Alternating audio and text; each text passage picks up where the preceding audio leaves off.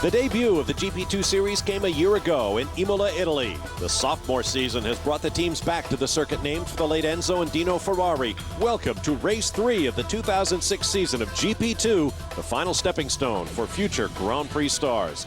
Hello, everybody. I'm Bob Varsha alongside David Hobbs and Steve Matchett. If you were with us for the GP2 season opener in Spain here on Speed, you know that the cars have evolved slightly from last year with changes to the aerodynamic profile, suspensions, and more. But as our Peter Windsor explains, perhaps the biggest change comes where the rubber meets the road. Right, Peter? Yes, a lot of changes in GP2 in 2006. New brakes, new downforce, but biggest of all, from groove tyres to slicks. And that is a portent, we think, of what we may see in Formula One over the next couple of years. And that's the big change in GP2 to slicks this year. How has that changed the feel of the car from a driver's point of view? Well, I think we went back to a proper car now. With the slicks, we have better traction, it's better in the brakes, but at the same time we're running less rear wing, so it balances out the car, but we're still being a bit faster than last year. It's really nice to be back with slicks. Well, at the start it was just, you had so much front grip because of the slick tyres, and with the 18% less downforce on the rear, you know, it's just so hard to keep the thing in a straight line. So not so much on traction. It was very good traction, but you know, you'd be in a high-speed corner, so you'd turn the wheel and just they were so strong the back would just snap. So you were getting quite a few frights. So it was quite hard to get the balance back and to get the cars you know, right for the reduction in the downforce. I think it's better, you know, we got more speed, and the car looks really quick now, and also sometimes in the race when the tires are a little bit worse, it's just also difficult to ride, so the races are more interesting. Yeah, so the difference is really hard because the car is faster and harder to drive because we have less downforce aerodynamic, and the tire is slick. So the car is pretty good, but really harder in the car because we have more oversteer on the braking and slow corner and fast corner. How does it feel on the limit, say a medium speed corner? Is it a different feel on slicks? Well, I would say the cars are a bit more predictable than the grooves, and you know what's going to happen, and the limit for sure is a bit farther, and you can still push a bit more in all the corners because it gives you more grip. The car with slicks in the first laps, when it's new, it looks really more like Formula One, very safe, and you can brake really late, go early in the power. But as soon as the tire is getting worse, it's getting oversteered and worse. So it's difficult. I think when you get a small change and you can make some different, sometimes in the race it can be always bigger. It's a different way to work and to drive as well. And as our Peter Windsor mentioned, that could be an omen for the future of Formula One, or a step away from the grooved dry weather tires. Could see slicks as early as 2 years from now. Well, the cars are a little bit quicker than they were last year already here in Imola. First time they've been to a light track. And of course, all those improvements, the gearbox, the engine, the aerodynamic package and so on, the car should be quicker and a bit more reliable. Well, they could hardly be worse. It was quite a comedy last year when the GP2 season opened in Imola, including the abandonment of a standing start for a rolling one. We'll be back. Back to the Autodromo Enzo e Dino Ferrari in Imola, Italy, side of the second racing weekend of the 2006 GP2 series here on Speed. I'm Bob Varsha with David Hobbs and Steve Matchett. The grid has been cleared, as you see, and the field of 26 about to roll off for 37 laps of this 3-mile historic racetrack. And the pole sitter, Jimmy Bruni, slow getting away. Well, he was a little bit slow getting away, but Lewis Hamilton was extremely quick getting away. Shot from a gun. Well, when they get reorganized, let's take a look at the starting grid for today's race. On the pole, Italian Gianmaria Bruni, Formula One veteran who becomes the first man to qualify on pole for 2 different GP2 teams. Next to him, Jose Maria Lopez of Argentina with the Supernova team. They've had a lot of success at Imola over the years. Row 2 is all ART Grand Prix team. Rookie newcomer Lewis Hamilton out-qualified his more experienced teammate Alexander Premate for the second race in a row. On row 3, Hiroki Yoshimoto of Japan, the only Japanese driver in the series with a BCN team, and Nelson Piquet Jr., second-generation racer who won the first race of the season in Valencia, Spain for Piquet Sports. 7th spot unscathed after his horrific barrel roll in Valencia. Adam Cowell in the first of the race engineering cars, and next to him, pole sitter last year, Nicolas Lapierre for Arden International. Moving back to row 5, Michael Ammermuller of Germany won the second race, the sprint race, on the Sunday at Valencia, Spain for Arden International. Next to him, the first of the DPR Directive cars for Monegasque Clivio Piccioni. Row 6 is all Spanish-speaking. Felix Portero in the first Campos car and Venezuelan Ernesto Vizo in the iSport International machine. On row 7, Olivier Pla, veteran of France in the second DPR car, next to Luca Filippi of Italy for FMS International. Both drivers on row 8 qualified at the front in Valencia. Adrian Viez from Spain and Tristan Gomidi from France, both very disappointed on this difficult to overtake track. On row 9, Andreas Zuber of Austria for Trident and Alex de Grau of Brazil, a teammate to Nelson Piquet Jr. with Piquet Sports. Row 2 is all Dan's. Frenchman Frank Pereira and his teammate from Italy, Fernando Monfordini. On row 11, Timo Glock, who stalled getting away from the grid. He is currently in the pit lane for the BCN team. Next to him, the Durango machine of Lucas de Grassi of Brazil. 23rd spot, Beres Fuzi from Malaysia in the Supernova, and Jason Tahinki from Turkey for FMS International. And on the 13th and final row, Sergio Hernandez of Spain for the Durango team and fellow Spaniard Javier Villa for Racing Engineering. Cars continue to make their way around, trying to put heat into the Bridgestone tires, a spec tire used by all the cars in the series, as are the Renault-based 4-liter V8 engines. We'll be back for the start. Tuesday night on Speed. Twist the grip and hold on for Two Wheel Tuesday with Greg White. Welcome back to the Ferrari circuit in Imola, Italy. Bob Varsha, David Hobbs, Steve Matchett with you as the field makes its way to the starting grid for the third race of the season, the opening race of the second racing weekend of the championship. 2 races on each weekend of the GP2 series. A long-form event, the main race you're about to see, of about 110 miles with a mandatory pit stop. And then on the Sunday of each racing weekend, a short sprint race of about 75 miles. Cars pulling off onto the dirty line at the last possible moment. Here's a look at our post-time weather conditions. A warm day in Imola. There was rain forecast for the weekend. We've seen none of it. A beautiful day for racing at this historic circuit. Howling gale blowing, as you can see. Oh, we got a stall.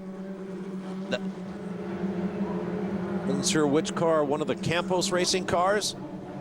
See them directing cars past. We have one right car at the back of the pack, isn't it? Something happened at the pack. It was Timo Glock stalled, and they pushed his car off, but this is Viez's car that they're also putting into the... But here come the lights. They're going to push him off, and we're about to get underway. Disappointed for Viez. He qualified and ran really well. Oh, and somebody else has stalled mid-pack. Terrific start from Hamilton. Primat lost ground there in the second Art car on the left. It was around row 7, the stalled car. Through the Tamburello chicane. Bruni leading away. Up. Someone offline, and as he lost power as well, I think he had a broken right front. Oh, these two cars duking it out here. Tire smoke everywhere as these young drivers get after it. Average age about 22 years of age, and they are aggressive. That's Clivio Piccioni in one of the David Price racing cars. You're on board with Ernesto Vizo. Coming up to the top of the hill before we go down the Piratella. That's Viez. That was pushed to the edge. We've got mechanical carnage once again here at Imola. Boy, that was disappointing for Viez because he qualified and ran really well in Valencia a couple of weeks ago. But look at the leading two.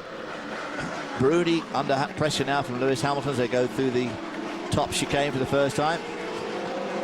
Hiroki Hashimoto with the BCN team in third place. He too got a good start, as he has improved a lot since last year. He has improved a lot, and he did make a terrific start. Went down the inside of Alexander Primat going into that first chicane at Tamburello. Okay, that's Felix Portiero, the other Campos car, just getting away. I guess he stalled, and it took that long to light the fires again. They had never been in the top 10 in qualifying before Valencia, and both cars were in the top 10 there. So the Campos team looking a lot better this year. Coming round to the Variante Bassa on to complete the first lap, and there is the safety car. That could be the medical car returning to the pits. Remember, we're just into the end of the first lap, the start of lap 2. No indication of a stoppage. Oh, this is for the lead. Hamilton getting all kinds of sideways behind Bruni. It just lost all the front aerodynamics on the car running so close. Lewis Hamilton, perhaps the rising star of McLaren International. They've supported his career for several years. Their top junior driver. Alexander Primat there was holding up, but Imola past Adam Carroll. Yeah, Adam Carroll's having a bit of a disappointing year so far. Boy, oh boy. This is rushing up to the highest point of the circuit. But wow, look at the gap opening up already. Yeah, the top three are pulling away into a race of their own. Well, Bruni getting himself together there. Lewis gave him a nasty shock just a few corners back, got almost alongside him. A lot of pressure there on Gianni Bruni. Now, one thing we learned in the season opener in Valencia is you have to take care of these Bridgestone tires. Yeah. The tires are selected for the teams from 3 compounds and constructions brought by the manufacturer, but it is the engineers who decide what tire everyone will use. Someone's been off down to Ravazza. Yeah, and just to clarify that point, Bobby, it's the Bridgestone engineers that are making that decision, not the team engineers. They haven't got, they're right. So the choice is down to Bridgestone alone. But the choice we saw during the pit stops at Valencia was to change just the rears. And I wonder whether or not they'll change that. Fauzi off at the bottom of Riazza, right? This is Portiero taking it off at Ravazza, but that was Fauzi's Supernova car right there, stopped on the front straight. Replay of the start. Ooh. Did Lewis Hamilton jump the start? I think he did. He was rolling for sure. Well, he was desperately keen to get off on the formation lap. Saw the stalled car. Now here's, well, saw Fauzi is now out of the car. Don't know what his problem was. This is up on the backside. Running order is Bruni, Hamilton, Yoshimoto. Alex Primat is now 4th. Amar Mueller is 5th. Then Adam Carroll, Nelson Piquet Jr., and Ernesto Vizo in the 8th and final points-paying position. In the long-form race today, they go by Formula 1 type scoring. 8 points-paying positions, 10, 8, 6, 5, 4, 3, 2, and 1. And the top 8 after the race are then inverted to start in the front 8 spots in the sprint race finale, which takes place on Sunday.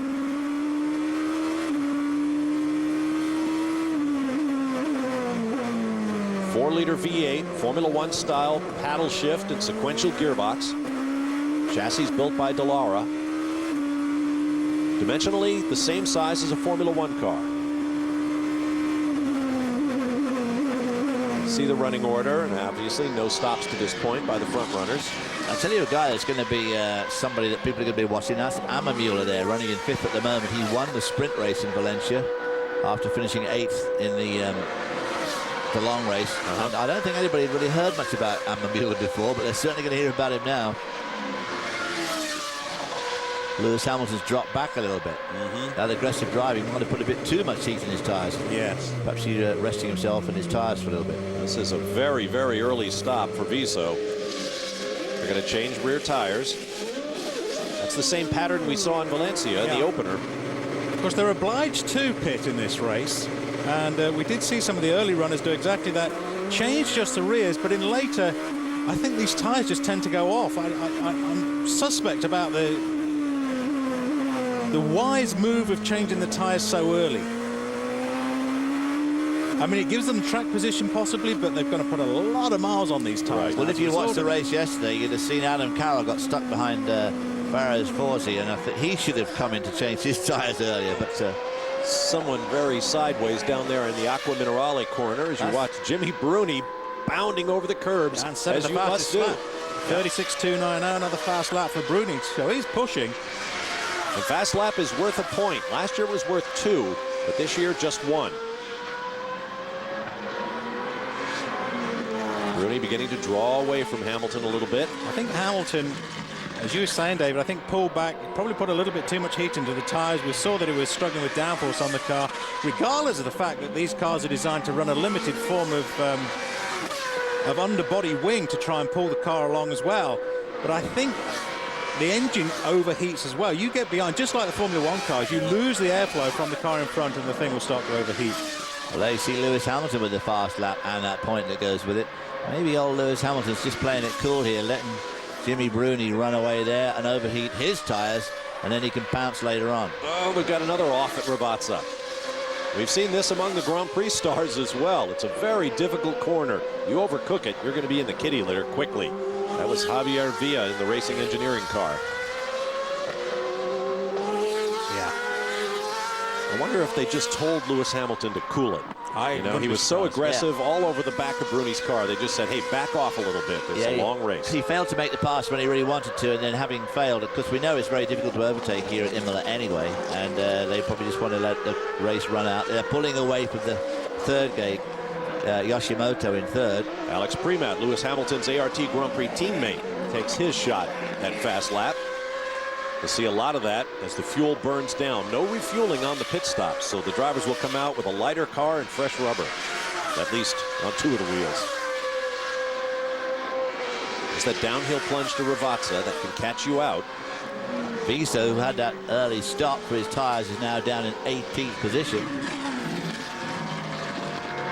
Look back through the field. Glock, as we mentioned, Formula One veteran and an American Champ Car veteran. Started with the pit lane. Right? Yep. Ran with Dale Coyne's team, I believe. On board with Lucas de Grassi, Brazil, in the Durango car.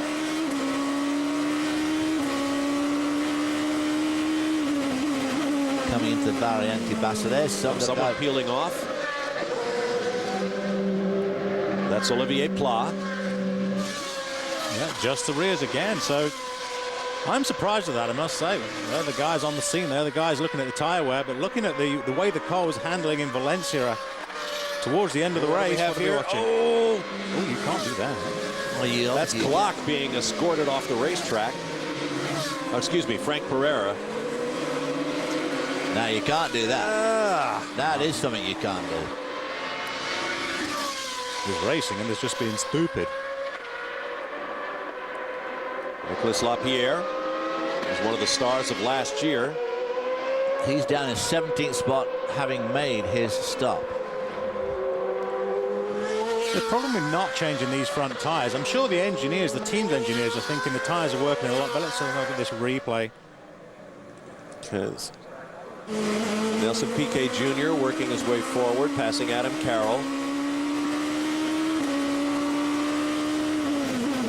On board with de Grassi at the Alta. These cars are looking pretty good over those curbs, Steve. I mean, yes, they are. They've got to make the same sort of adjustments here as all the Formula One guys do, because you've just got to curb hop here. Yeah. Coming down to Ravazza, he's going to have a go down the inside. He's thinking about it. He's having a look. Again, to finish that point on the tyres, they're working well at this stage, but I think they're going to struggle towards the closing stages. The closing laps of the race are going to have a lot of understeer on the car.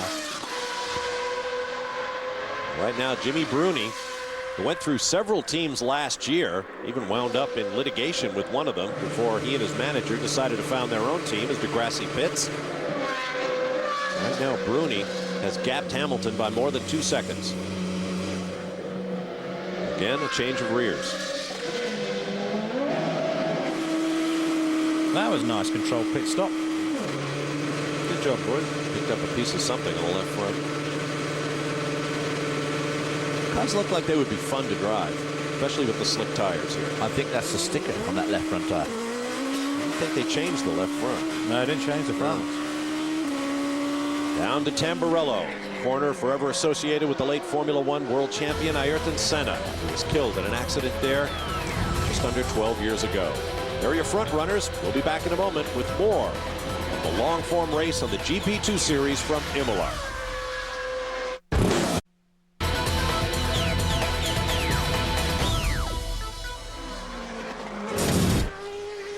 Welcome back to the Ferrari circuit just across the Santerno River from Imola, Italy. Second racing weekend of the 2006 GP2 series here on Speed. Steve Matchett and David Hobbs, I'm Bob Varsha. There's your race leader, Jimmy Bruni, who led from pole over Lewis Hamilton, the ART car. Now Nelson Piquet Jr. posts fast lap worth a point. Several of the runners have made their first mandatory pit stop. Michael Ammermuller is pitting. That's Piquet Jr. Well, that wasn't the lap that got him the fast lap point, I hope. This is one of the iSport cars for which American Scott Speed drove to third place in the championship last year. One of 3 graduates of GP2 now in Formula One. The others being Nico Rosberg, who is racing for Williams Cosworth, and Heikki Kovalainen of Finland, who is a Renault test driver and soon to be on the GP grid soon. Okay, was a good shot of the rear wing of the car, and of course they've dropped one of the elements off the main plane of the wing. They used to run 3 elements, they're now down to 2 to take some of the aerodynamic efficiency away from the cars. The idea being that, of course, they think they've given them more mechanical grip by the reintroduction of slick tyres, and to balance that out, they want to take a little bit of aerodynamic efficiency off the car. More follies. Oh, dear, oh, dear. This one's got trouble written all over it. Oh! That was Degrassi. Wow, just that's heavy. Look at the gravel going on the track there. Plus his wing is out there and other bits of debris. This there's the half drive shaft as well, yeah. Oh, that's where Nico Rosberg went off in practice on the Formula One race. Well, there's his drive shaft sliding down the road there. This surely must bring Who was that down the road smoking and going off as well? Well, I think he took avoiding. He took avoiding actually because of that drive shaft. They've got to bring out the safety car, sure. Oh, and not while the race cars are at speed. Oh, my goodness. Well, at least let's have some flags, boys. I assume there's some flags. What is going on? Well, Safety there's the cars safety car out. board, but we didn't even see the yellow flags flying for those poor marshals. Oh, there they are. So Premat has ducked into the pits. Well, this is probably good planning by those guys now. That's Pla's car. That's Dave Price Racing. He was another early stopper. I wonder if cold tires are catching these guys out.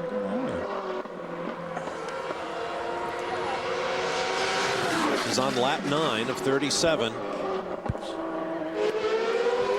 That's the rear crash structure off the rear of the car that should be bolted onto the back of the transmission. Wow, that must have been a severe hit to the side of the transmission. Well, I think it clipped the side at the end of that safety of that wall, and it just ripped the back of the car, including that drive shaft, which saw bouncing down the road, which is what I think caused the other guy to disappear in a cloud of smoke also into the gravel. Hooked the left rear and just opened it up like a can opener. Here's the accident. Off driver's left, bit starting to come off, and then he'll hook this tire wall. Just bam! Well, there goes. Wow, there goes the wing. Yeah, and we'll see the wing breaks up. But that big lump, the black lump, there it is, right there, mid-screen. I'd like to see what happens to that other car that comes along, whether he just locks them up trying to avoid the debris. Wow. Stops right by the marshal's post, which is very convenient. Yes, indeed. Now, this is the race leader, Bruni, into the pits. Well, this is sound logic, really. They should all be diving into the pits. None of the safety car out. You've got to pit for this race. Absolutely. Go in now, change your tyres, get behind the safety car. You should be looking in good position. But wow, I'm very surprised at the crash structure coming off the back of the transmission on these cars. Of course. But he just hooked it round that wall. Yes. I think it was particularly unfortunate. I should thought he needed to slow down just a little bit here to catch up with the cue.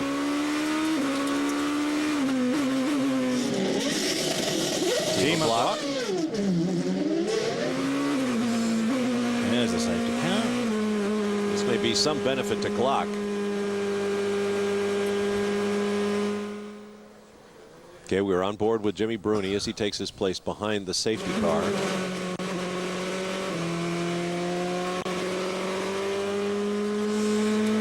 So Bruni was the leader when the safety car came out. He made his pit stop and finds himself behind the car once again in the race lead over Lewis Hamilton, Hiroki Hashimoto, Nelson Piquet Jr., Adam Carroll, and Andreas Zuber.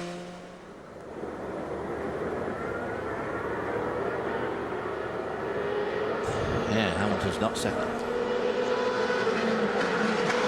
Well, that's not Hamilton behind Bruni now, is it?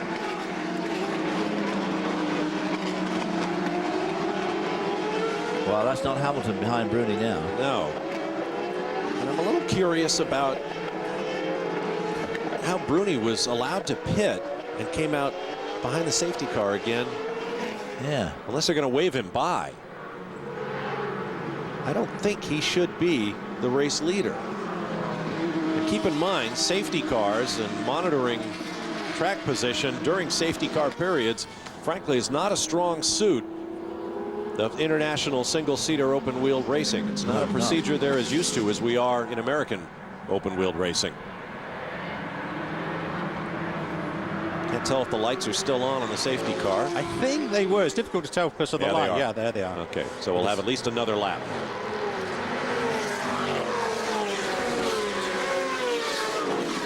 Because all of our front runners pitted, virtually the entire 8 top cars pitted. Primat is fourth in line there, so he did well out of that.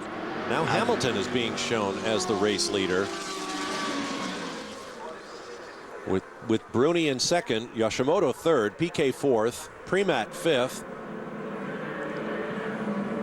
Tahinchi was sixth, but I believe he ducked into the pit, which will move up LaPierre, Ammermuller, Viso, Carroll, Filippi, Monfardini, then Gomedy, Zuber, Negrão, Pereira, Hernandez, Villa, Glock, Baez, and then the cars out. We'll take a break and return. Get things reorganized here. The third race of the 2006 GP2 season on Speed. Stay with us.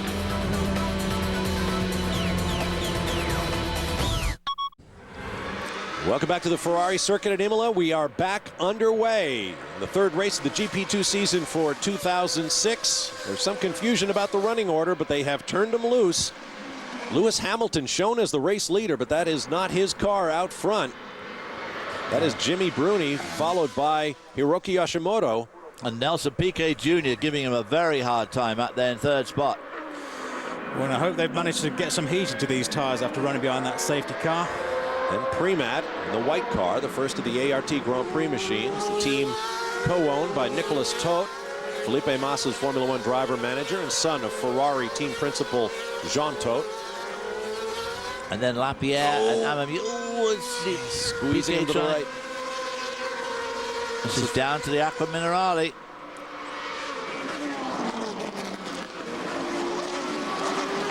Well, let's see how the cars react up at the top here, just as they hit that new resurfaced chicane. Jimmy Bruni loving it, those two guys. This is when they're going to need the grip round here. Wow, look at them slewing around. Yeah. And, of course, the dive, the section after this, the dive down into Rivazza 1. Well, this should be interesting. See if we lose anybody here in Rivazza. Quick, double apex left-hander. Okay. Nelson Piquet was definitely quicker on his cold tyres than Yoshimoto, but couldn't capitalize it on that first lap. And he's right up behind him. Look. Can't get him around the outside. Oh, now he's on the inside. You can't take position for the inside. Great pass. Great pass. Wow. That was good. That was a perfect pass going around the outside. He's got nose damage on Piquet Jr.'s car. He's got a slashed nose cone. Both drivers driving absolutely impeccably there. Oh. Now here comes Primat, who wants a piece of Yoshimoto. He does. Look at him. And that's LaPierre ducking in and out behind Primat. And then right behind Lapierre, his teammate Ammermuller, and right behind him, Viso and Carroll. I wish our Italian television cameras would go find Lewis Hamilton and see where he is in the queue, but you don't want to get away from this kind of action. Oh, look at LaPierre. Great launch off the Tosa corner. He's going to get Primat, I think. He's going to be on the inside when they come to the... Yep. Now he's got him. Piratella. Now he's got him. Perfect. Well done. Great racing by these young drivers. Yeah.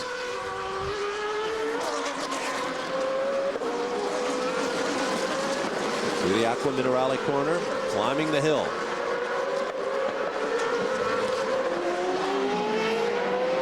Pierre's not close enough. Whoa! Whoa! Is that Ammermuller? Oh, he's done. Elbows. Primat, then Viso went off the road. There's Adam Carroll. Viso lost his position to Adam Carroll. Boy, he was lucky to only lose one position there. He was. That was a scary move, but it worked. Oh, man, if you caught the season opener for the Star Mazda series here on Speed, you heard racing veteran Johnny O'Connell say, I forgot during the offseason how psychotic these young drivers can be. Adam Carroll having a crack in there. And he gets him, he gets around Primat. Adam Carroll gets around Primat. No, still behind him, actually. Oh, yeah. But looking. Bruni has reset fast lap, or taken fast lap. Oh, they got two together and off. That's Negrão, is that Negrão? Oh, yeah, Sandy Negrão and Frank Pereira. Those two exit from 14th and 15th. Let's have another look. There's another look. Oh, big lockup. Negrão just lost it, skewed left, and speared his rival. What was Negrão doing? He was locked up way before the corner. Uh-huh. Something break or... No, I don't know. Something's broken now, I can tell you that. I know what he was doing, locking up so far ahead. There's Lewis Hamilton. And he remains shown as the race leader. Yeah. Vaez sets the fastest lap, 35.261. These guys are going about a second quicker than last year. Last year's fastest lap was a 36.254, so the slick tyres and the other changes have certainly helped. Yeah. It's the slicks, Dave, right? Must be the slicks. They've taken downforce off the car. Exactly, but they've added the slicks. But they've added the slicks, yeah. Now there you see 2 stops for Hamilton, yet he is still shown as the race leader. And I'm wondering if that second stop might not have been because he jumped the start and they called him through for a drive-through. I guess. But why would he still be the race leader? It's all very confusing, Bob. I'll leave it to you to sort it out as the lead announcer. Let's take another look at the start. There's Lewis Hamilton just behind the timing screen there. And he's definitely moving. Yeah. Oh, he's gone. Oh, man, he's a car length on the field when the lights went out. So I'm guessing he's been in the pits, but why he's shown as the race leader, I still haven't quite figured out. That was Hamilton, right? This is Hamilton, right? Yes. Yeah. Still showing local yellows for the Pereira incident. Boy, there was some fast and frantic action. There was straight off the very safety. fast and frantic action, all bouncing around those curbs, through those chickens, as Alan Prost used to say. That was the scene of the earlier accident. Still a lot of gravel on the track. Gravel, drive shaft, bits of wing, all sorts of stuff out there.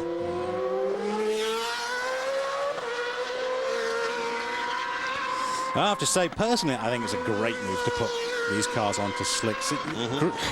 Formula One cars, GP2 cars do not belong on groove tyres. Absolutely.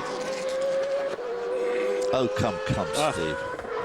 And if FIA President Max Mosley has his way, we'll see slick tires again in Formula One in very short order. He having ruled them out in the first place, you mean? Correct. Yeah, same one, okay. Just wanted to say Max Mosley. Consistency is the hobgoblin of small minds, goes the expression, I believe. Now, Lewis Hamilton, as we mentioned, shown as the race leader, has a 56-second gap on the field. Well, that must have been a very shrewd couple of stops, that's all I can say. Well, I guess. Something's not adding up there. No, I'd like to see how they did that. Terrific young driver. Up now, into the pits again. Oh, different car. No, this is Hamilton. This is Hamilton. That directive sponsorship. Well, is this his stop-and-go penalty? Well, I'm not sure. I guess he's figured he's making up so much time each time he comes into the pits, he'll just keep doing it. Team's not ready for him. It's broken. Oh, no. This is LaPierre and Ammermuller, but we're wondering about the man shown as the race leader, Lewis Hamilton, who has just parked in the pits. There's his teammate Premat. Recapping some of the wheel-to-wheel action. This is Piquet's move. There you see the damage on Piquet's nose. You pointed out earlier. Yeah. Doesn't look like he's gotten into the wing much, but the nose is definitely compromised. Yeah. On board with Ernesto Vizo. Fun and games in the high chicane. Oops. That's a replay earlier on, right? Right. And Vizo went very wide. Yeah. So Jimmy Bruni, we believe, has reassumed the race lead, and we're still seeing yellow flags down there in Tamburello. Still a car stuck in the gravel trap. Bruni's gap over second place Nelson Piquet Jr. is 4 seconds. Should see him come hoving into sight. Is that the right conjunction of that verb? A little bit, right? Yeah. To hove. To hove. Okay, there you see your top runners. Hamilton not in the top 8 and apparently done for the day. But we didn't see anything, obviously. I wonder if he was black flag for perhaps passing the safety car or something. Is that where he got that 1 minute gap on the field? Having said that, timing and scoring still shows him in the race lead, even though he's in the pit. Yeah. That just shows what a big lead he had. Okay, Bruni now shown as P1. There we go. at least on the television screen, though not on timing and scoring. Jimmy Bruni having a pretty easy run here. He is now 4 seconds in front of Nelson Piquet, who's had a very good run through the field.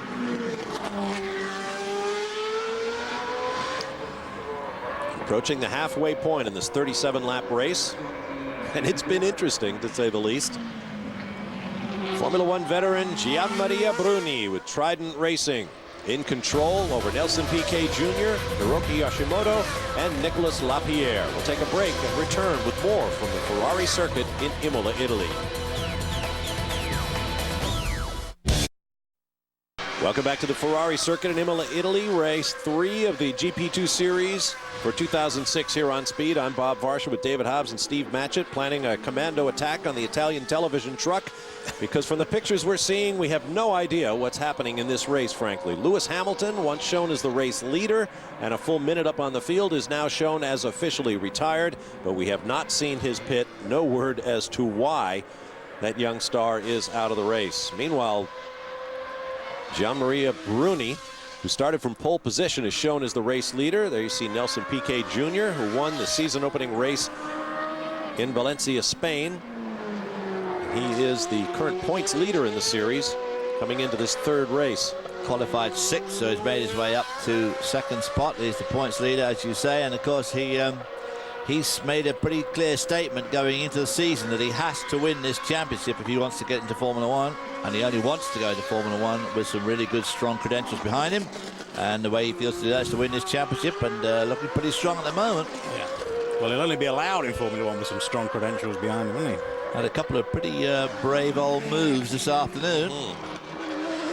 A great pass on Yoshimoto going to that Bassa, the lower chicane there. We'll see, look at the running order. Hiroki Yoshimoto was up in this group, but he has paid another visit to the pits. There you see him shown in 13th with 2 pit stops. Of the 26 starters, 7 are now officially out of the race. Faris Fauzi from Malaysia, the 19th and final runner, but he is a lap down. There's your race leader, Jimmy Bruni. They're most mysterious about Hamilton, Bob, and as you were saying earlier on, we don't know why, but we can only assume it must be some sort of infraction, because the time, the lead he had, just didn't tie up to what was going on track, did it? And we saw he was caught red-handed with a jump start, so we're assuming that it was an act of the officials to bring him in. Whether or not they brought him in and actually parked him, which would be the highly unlikely sudden death sentence in motor racing. Highly unlikely they'd park him. I think he came in when we saw it briefly there from our Italian co-partners. We saw him briefly come into the pits or drift into the pits, and there was nobody ready for him, so it kind of looked like something had gone wrong with the car. Yeah. But as we say, no second look. Whoa! Jason Tahinchi. FMS International.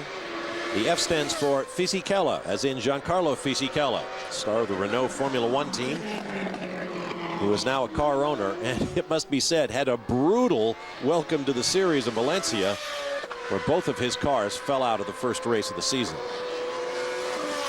Yeah, I would have thought he got enough on his plate trying to keep his job with Renault rather than start getting mixed up in owning cars. Well, when a man's rich and famous and, 31 years old, got to find something else to do, I suppose. I should say Fisichella has also owned an Italian Formula 3 team for some years. Excuse me, Formula 3000. Got Luca Filippi right there in 8th place, drove for him. We're looking at Bruni here, who's got a 4.6 second lead on Nelson Piquet, who's got a 10-second lead on Lapierre. But then Lapierre, Amamula, Primat, Carroll, and Viso are all over each other all the time. We should be looking at that, really. But Gianmaria Bruni is Italian. See, earlier on we were talking about the tyres and the change from groove tyres to slicks. So for those new to the sport and wondering why groove tyres were put onto the cars in the first place, the reason is because it takes away the contact patch. You reduce the contact patch by putting those grooves onto the tyres, you reduce the amount of grip you can generate, and that should slow the cars down. Unlike a road car tyre, which has tread built into it for better grip and stability, race car tyres just rely on the the compound and the construction of the tyres to give grip to the car, and you want as much contact between the tyre and the track. You reduce that, take it away by putting grooves on, and they work less efficiently. This may be the best fight on the racetrack right now. Hernandez and Baez disputing 14th. Hernandez with the Durango team. Baez, locking up the left front on his Campos machine, owned by former Formula One driver Adrian Campos of Spain.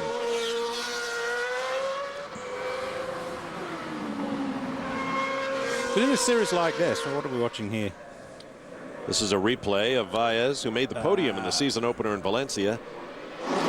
Which was very convenient in Spain for the Spanish driver to be on the podium. It was a wonderful moment for him, there's no doubt about it. And he qualified poorly here, and of course he's paying the price now, stuck just about where he qualified. He qualified in 15th spot. And he's running in 15th spot. With 14 laps to go. Oh, he's going to try him in Rivazza. Yeah. Well, you can get in, but you've got to make it stick. Well, he did. Make your car wide. Yeah, it's very easy to dive down. We can all do that. That's the easy bit. But he made it work. Now it's going to be interesting to see if he can pull away.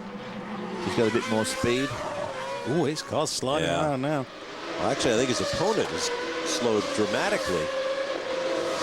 I think Hernandez is right. Well, he looks like he's back up to speed now. Meanwhile, Jimmy Bruni, the race leader, continues to put tenths on second-place car of Nelson Piquet Jr. with every lap. Wow, David, is that understeering, oversteering, or a bit of both? At the top of the shot, we heard Ernesto Viso and a number of the other drivers saying, you know, the problem with these slicks, they give great grip, but they do tend to oversteer as the race develops. Well, of course, they've been changing the rears. Of course, you pound the front like that, you give it all that locking up treatment. Of course, the front's got to do the whole race. The rears you've changed, so that puts even more load on the front. Oh, what's going on here? That is number 20. Baez. Baez. Oh. Yeah. It was Javier Villa, I believe, being escorted off in Tosa. Ernesto Viso, we're on board now, line 7. There's Bruni. There's Bruni up front, so we didn't see much of that on board. Practicing camera cuts, I think.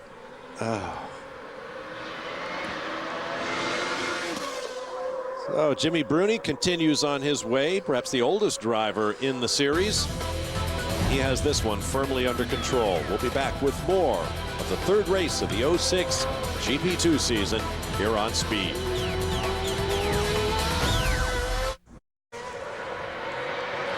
Welcome back to the Ferrari circuit in Imola, Italy, getting into the late laps of the third race of the GP2 season here on Speed. Good battle for 8th here between Filippi, Manfredini, Zuber, and you see all the cars lined up behind. Great racing going on.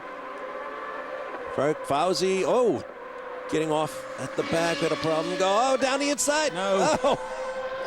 Synchronized spins. No chance at all of that, even vaguely working. Manfredini down the inside of Filippi. All that gravel. Not in a million years was that going to work. Wasn't able to drive out of that gravel trap. Oh, that was for 8th position too, the last of the points. So Zuber goes through. And not only the last point, but pole position in the inverted field for tomorrow's sprint race. That looked kind of cute. An 8.5 for the Romanian judge. Another spin, and there's a lot of gravel down there. You can see why. Oh, Gomedy. Gomandi had been one of the guys, of course, who had pulled. That's Adam Carroll. Adam Carroll again. Oh, my goodness. Oh, look at the gravel over there. Hey. That'll do it.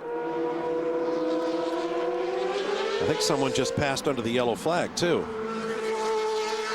Meanwhile, there are the two boys who just took each other off the racetrack. Maybe some anger involved in this one. In a 1,000,000 to 1 shot, they do exactly the same again. Filippi and Manfredini, and I think Manfredini doesn't really care if he finishes this race as long as his rival doesn't. Another chicane, and surprisingly, good. How about Rivazza? Wow. I can't believe both these cars are still working. They must have 100 pounds of gravel on board. This is up into the tire smoke. There's the tires touched. Variante Alta. Goodness me. So resetting the running order. Bruni, Piquet Jr., Lapierre, Ammermuller, Primat, Vizo, Zuber, and Gomedy in the 8 points paying positions. And they ain't giving it up. Timo Glock, who started from the pit lane, is up to 9th. Then Hiroki Hashimoto, who had to make a second pit stop and fell back to 13th. He's now 10th. Valles is 11th. Filippi and Manfredini clowning around back there in 12th and 13th, thanks to the heavy attrition. We're coming down to the same chicane. No, not going to try it again there. Not there anyway. You know it's coming, though, don't you?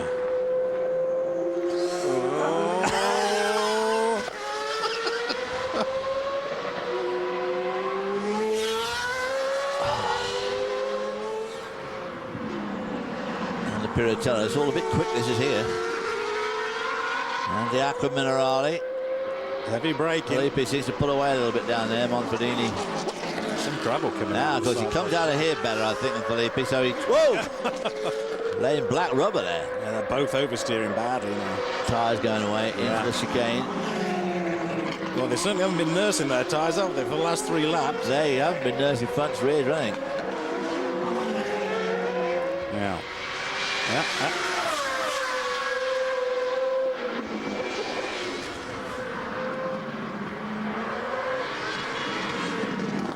Probably they've taken a bit of a deep breath. Adam Carroll crashing out of this race again after that horrendous barrel roll a couple of weeks ago in Valencia. That was something. So again, he got caught out by that gravel, and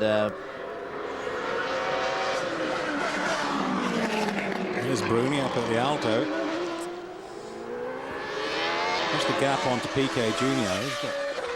He's caught up a little bit. It was down there we are. Over 5, now it's 4.3, but hey, the condition of this racetrack right now, I think second place points would look just fine right now. Boy, I'll tell you what, some of these, so much gravel and clag on this track now, that's going to be very, very hairy. Here comes Piquet in the background.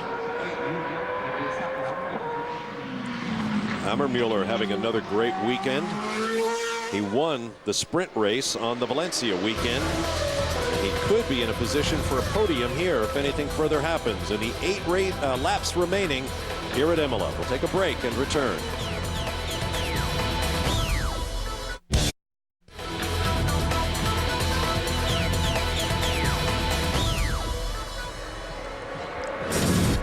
Welcome back to Imola, Italy, and look at the left rear tire on the car of Zuber, Andreas Zuber from Trident Racing, whose teammate Gianmaria Bruni is leading the race. There's Gomedy in the blue car following, then a car a lap down, the Supernova machine of Farouz Fauzi of Malaysia. Oh, Gomedy, well, he really doesn't need to pass. I mean, you have to know Zuber's car is going to stop. There he goes. And then they all get by. Oh, Fauzi loses it, gets into the back of Gomedy, who had just moved into 7th with 2 points on offer. Boy, this guy's a lap down, and these guys are duking it out for points, and of course, more importantly, for that pole position tomorrow. Look at him. How did they do that, Dave? Fauzi's hanging right in there, and then just completely loses it. Was he not looking, or did he lock up? I think he lost it on the gravel. That's where all that crud is on the There's so track. much gravel down there, but I mean, that was just crazy. Look at it again.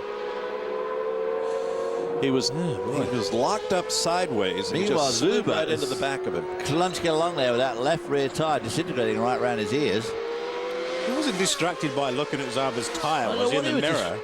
Look at all that gravel there on the left down, and he tries to go down the inside. Look at the difference in speed, for God's sake. I mean, that's coming to a hairpin. Maybe it just went into neutral on downshift or something. There was no brain went into neutral. Well, far be it from me to blame a driver, but it's probably a mechanical fault. Well, what happens if there was a race and nobody finished? At the rate we're going, this is Luca Filippi, whom we saw earlier with Manfredini engaged in synchronized spins. How Filippi's car's still going, because he had that huge spin down at the Villeneuve chicane. It's just heavier. And he is, this could all end in no. Well, there's plenty of corners left for them to get There's together. plenty of gravel. Here goes. The scene of the accident. Same place again. It's going to work. Tosa. Coming out of Tosa, up the hill. Filippi gets Filippi got up on the curb. kind of high center. Lost traction, lost momentum. So that's Portiero through into 10th spot. Yep. The order is Bruni, Piquet, Ammermuller now up into a podium position as we take another look at that exchange. That was a pretty good pass, really. Philippi hit the curb there. Just little bits of stuff flying around in the air. So Ammermuller got around Lapierre for the final podium position. The Frenchman is 4th ahead of countryman Alex Primat, excuse me. Then Viso, Glock, and Yoshimoto has now made his way back up into the points after dropping back to 13th with that extra pit stop. And that means the Japanese driver, if nothing changes, will be on pole for the sprint race. There's 4 laps to go in, Bob, but all sorts of things can happen. But I'll tell you what, I'd like to see that pass that Ammermuller put on Lapierre, because Lapierre doesn't just lie down and let things happen to him, and Ammermuller has really just come on big time. And Ammermuller is very impressive. Won the sprint race flag to flag in Valencia, one of the least experienced drivers coming in. I mean, the most powerful thing he'd driven previously was a Formula Renault, and here he is in GP2. And he's taken to it like a duck to water, you might say. He's done incredibly well. Our race leader, 4 laps to go. And how's the gap to Piquet? You'll have to wait for Piquet to show up, yeah. No sign of him yet. At one point it was like 4.3, went down to the 6-second margin.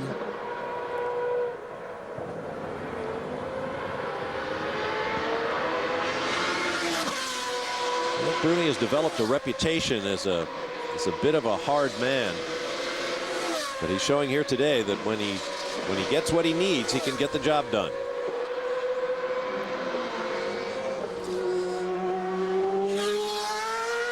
Won last year over Scott Speed in Spain, Barcelona, not Valencia. Gap's up to over 9 seconds now, Bob. So obviously Piquet's.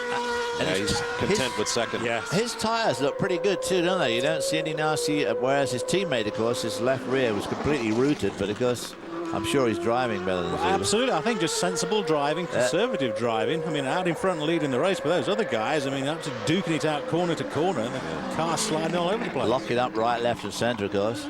He must be very, very smooth. Yeah. Also picked up a podium in Monaco.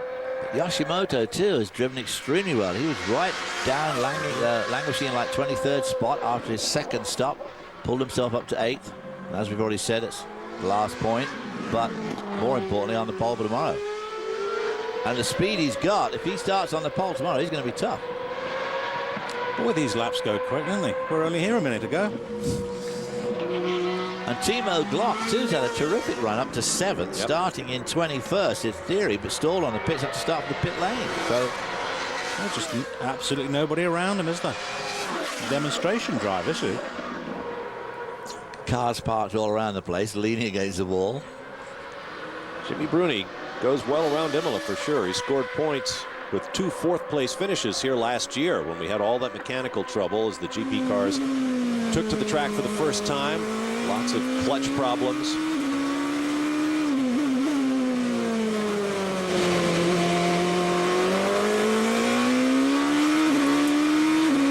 These cars sound very different than the Formula One 2.4 liter V8s. Yeah. They sound like a V8, don't they?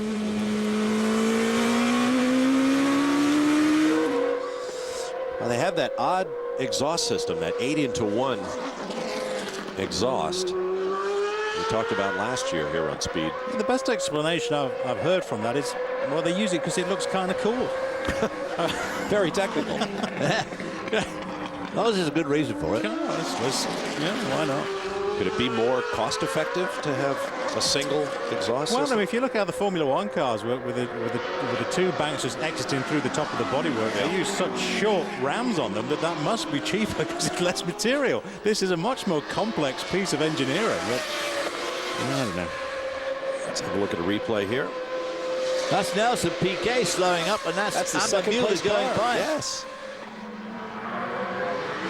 So Piquet has a problem. That's Ammermuller going now by Nelson Piquet. So that's why the gap got so big. Let's have a look at And Lapierre may well get PK before the end of the race. Well, there's a whole lap to go. What's happened to PK's tyres? We get a decent He's going way too slow, though. It's got to be more than tires. Oh, I gave a big slide there without going very far. So maybe his rears have gone up. Well, instead, we're going to go with the race leader, who's got a 13-second gap on the field, instead of going with the former second-place runner, who's now third, going backwards, and also happens to be the series points leader. Boy, that would be a big shot in the arm for Emma Mueller points-wise. Absolutely. Emma Mueller started 9th. He's currently 2nd. He won't get to Bruni, barring an accident to the race leader. There's PK losing the space to Lapierre, so PK Jr. drops off the podium into 4th. His tyres aren't too bad either, so maybe he's got gear selection or some problem. They don't look blistered or anything, but I wonder whether or not we're missing some damage to the wing. We've seen, Bob, as you highlighted, damage to the nose cone on PK Jr.'s car. I wonder if he's lost downforce off the front wing that we're not seeing. Whatever, the tyres are not working, are they? And whatever, we're not being allowed to look at it to check it out. Mind you, this is the last lap. Remember, he bashed the nose of the car in contact somewhere earlier in the race. I wonder if he just rooted the front tires due to that lack of downforce you mentioned. Adrian Baez runs in 9th place, but he will pick up a point because he has the fast lap of the race, and it appears that he will hold it. So everyone else's tires are now gone. But here comes the man who has controlled the race from pole, and a chaotic race it was. Still, it goes into the win column for Gianmaria Bruni here on home soil. And here comes Michael Ammermuller, the young German, who is turning into a championship contender here. And looks like Alex Premat got Nelson Piquet Jr. for 4th place. Ernesto Vizo follows Piquet Jr. home. We're looking for Timo Glock, who, remember, started from the pit lane, and Yashimoto in the final points position. And that will put the Japanese driver on pole for the sprint race. Well, Emma Mueller didn't expect that, did he? From 5th row on the grid at the start of the race. Nice He did have a German. good run. He did the same thing 2 weeks ago in Spain. Qualified on the front row for the sprint race, but of course took off and won the race easily. Jimmy Bruni obviously extremely pleased in front of the home crowd. He should be happy, right. That was a great race. Demo race. Listen to all the clack banging against the underbody.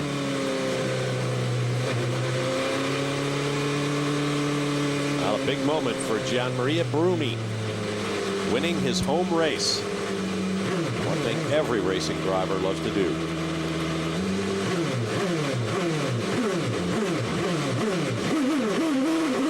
We have here a donut, a little burnout action.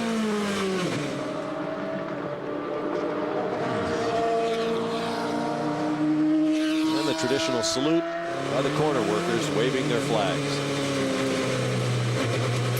Might have been his teammate alongside. Nope. That was the number 11 of Nelson Piquet Jr., who had a bitterly disappointing race. 2nd place with 3 laps to go. The Brazilian points leader winds up 5th. We'll be back. Imola, Italy, time for the podium ceremony, featuring the top 3 finishers in today's race number 3 of the 2006 GP2 season. Nicolas Lapierre on the right for Arden International, his teammate Michael Ammermuller of Germany, and in the middle, winning on home soil, Gianmaria Bruni.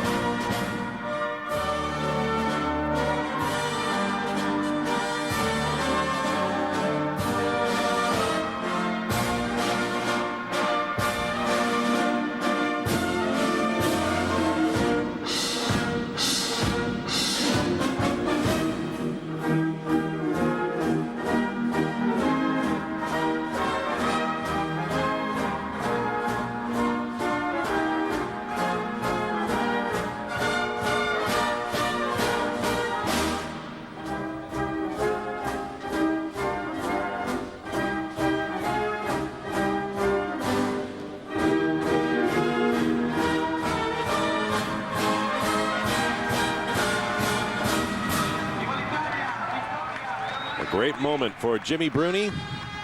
after a disappointing cup of coffee in Formula One. And he has now gone through several teams in GP2, as we mentioned earlier in the race. And here he is atop the podium. And this, after all, is what it's all about. I like those trophies. I was just going to say, a nice trophy, that, isn't it? Very traditional, yes. Michael Imola coming in second. And this is a kid that really wants watching, because beating his much more experienced teammate Nicolas Lapierre on the right there, who came third. Nicolas Lapierre had a busy winter this year, racing in the A1 GP series with Alexander Primat, also from France, for Team France. They won the championship, won quite a few races. To be beaten twice now in a row by Imola, not quite what Nicolas Lapierre had in mind, I don't think. I bet not. Imola, quite the young talent. As we mentioned, very inexperienced coming into the series, but as good drivers do, as the equipment gets more powerful, more fearsome, they shine. And he certainly shone today. He came through well, and of course, just a couple of weeks ago in Valencia, he won the sprint race. Imola will move into second in points unofficially, behind Nelson Piquet Jr., who, despite finishing fifth today with a failing car, picked up a few points and will hold the points lead. We'll take a break and return with more. Stand by. We'll be right back to Imola, Italy.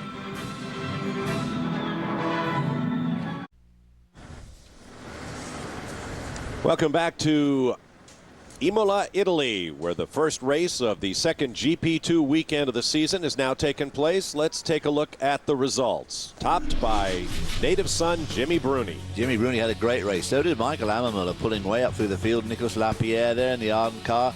Alex Primat, too, had a pretty good race from a poor position. Nelson Piquet Jr., who came into this weekend leading the points, looking fairly good there, picking up a few points. Ernesto Vizo had a nice ride. Timo Glock there, and Hiroki Yoshimoto, who of course will start on the pole for tomorrow's race. A little bit further down the running order there, Campos car in 10, and Felipe for the FMS team down in 11th. Adam Carroll had another crash after that barrel roll 2 weeks ago in Valencia, Spain, so his season not getting off to a very good start. There you see the final runners, an incident-filled race. And now we have the opportunity to bring you the highlights of Sunday's sprint race here on Speed. It was another beautiful day at the Autodromo Enzo Edino Ferrari. Jimmy Bruni, the Saturday winner, sitting in his car. Hiroki Yoshimoto, as David mentioned, finished 8th on Saturday, so he starts on pole on Sunday. And look at the back. Huge crash there involving Lucas Di Grassi, who had to start at the back for a technical infringement, apparently. Ran into the back of Adrian Vaez, who had stalled. There you see Di Grassi climbing out. Just one of those very, very nasty start line shunts that happen from time to time with these standing starts. Here you see it again. There's poor old Vaez stopped in the middle of the track. Of course, Lucas Di Grassi completely blindsided and runs right into him. 20 years ago, that could have been a fatality for either or both of them. Yeah, absolutely could. Still on lap 1, Alex Primat rear-ended by Imola. Disappointed for both those guys, looking for good points here. Imola after a good run yesterday. Got to bring the safety car out, but Imola into the pits and out of the race. Following the restart, Nelson Piquet Jr., the points leader, gets by Nicolas Lapierre down the inside for 4th place. Jimmy Bruni goes wide off into the gravel, and that would pretty much put paid to the Italians Sunday after a brilliant Saturday. Later on, Ernesto Vizo passing Timo Glock for 2nd place. And shortly after that, there was Piquet Jr. once again. You see him crawling up into the 3rd spot, and he would dive underneath Glock for 3rd. Well, he's on board now with Ernesto Vizo, passing Yoshimoto, going to Tamburello chicane on the inside. Now he's on the inside, on the outside going in, but finally pulls that off. So that was a great pass there by Vizo. Then Nelson Piquet goes around the outside of Yoshimoto for 2nd. So Yoshimoto coming under heavy fire. Lewis Hamilton there. Lewis Hamilton has started last because of that technical infringement. Bruni would pull into the pits with a problem. And then Piccioni and Felsi trade trips through the grass. Not only that, then Pla, Olivier Pla and Vier getting together. As you can see, it was another wild and crazy affair. And this is the battle for 3, 4, and 5. Lapierre forced wide by Yoshimoto. Yoshimoto maintains 3rd. Glock retakes 4th, dropping Lapierre to 5th. Here you see it, Lapierre going across the grass. So this is the Variante Alta, the top chicane. And Piquet makes this big mistake going through Ravazza, losing any chance of catching up to Viso to try and snatch the lead. Now with that, Viso ran out the laps. Piquet was close, but not close enough. Ernesto Viso picking up his first victory of the 2006 season, waving to the crowd on his victory lap. Also, the first victory in GP2 for the iSport team, for whom American Scott Speed drove just last year. Here's a look at the final results of the Sunday Sprint. Ernesto Viso picking up the first win for iSport. Nelson Piquet consolidating his lead at the top of the championship. Yoshimoto having a pretty good run. Timo Glock having a very good run. Philippi in the first of Giancarlo Fisichella's cars, and Felix Portero in the Campos. Nicolas Lapierre in the Arden, not wanting to be quite that far down. Zuber in the Trident. And Lewis Hamilton ended up 10th, having had to start at the back because he passed the pace car under the yellow yesterday, and of course got disqualified, unfortunately. Adam Carroll managing to finish 12th. He's had a pretty exciting weekend this trip, hasn't he? And Jimmy Bruni down in 22. Michael Ammermuller and Alex Premat. Now, after 4 races, 2 weekends, here's a look at the Drivers' Championship. Well, Nelson Piquet well at the top there with 25 points. Bruni, Ernesto Viso having a really good run there with 16 points. Ammermuller with 16. Nicolas Lapierre with 16. What points could Ammermuller have had if it hadn't been for that running to the back of, being run at the back up by Premat? There's Premat down with only 5 points. Everybody looking at him to be leading in the championship this year. And you see a number of drivers there who have yet to score. In the team championship, Arden International up top. And second place, PK Sports in 25, but Arden again in a great result this trip. Trident Racing down in 3rd on 18th. Art Grand Prix down in 5 with 14. Campos Racing, and 4 teams still yet to score. And that'll wrap things up for the main race of the GP2 series from Imola, Italy. Now, for those of you who wish to see today's Formula One San Marino Grand Prix, tune into your local CBS affiliate at 1 p.m. Eastern Time. Our speed coverage of the San Marino Grand Prix will be seen next Sunday, April 30th at 1 in the afternoon, once again Eastern Time. For David Hobbs, Steve Matchett, I'm Bob Varsha. Thanks for being with us. So long, everybody.